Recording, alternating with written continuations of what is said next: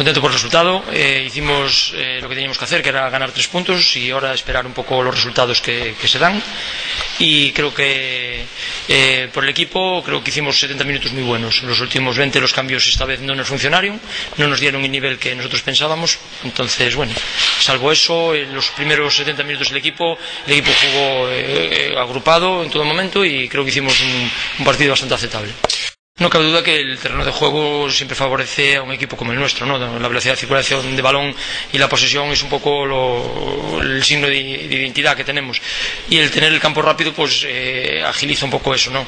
Empezamos bastante bien en previsión de lo que ellos tenían, de los espacios, y luego hicieron un cambio táctico ellos, que luego lo estuvimos comentando, para buscar aprovechar ese campo mojado, ¿no? Para buscar las bandas, y el equipo estuvo bien, tuvimos profundidad, tuvimos muchas acciones de peligro, y la verdad es que me gustó muchísimo el equipo. Y sobre todo tuvo pegada.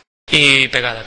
La verdad es que Louro es un jugador que de delantero sabemos que nos da, por sus condiciones técnicas y físicas, es un jugador que por dentro nos lo puede dar, y sobre todo en desmarques de ruptura, ¿no? Y eso hace que el equipo sea rápido muchas veces, y la verdad es que, bueno, estoy muy contento de la posición que ocuparon tanto Rego como Pablo y él arriba, y creo que nos salió bastante bien el partido, habiendo jugado con jugadores que no tienen la costumbre de jugar tan arriba, ¿no?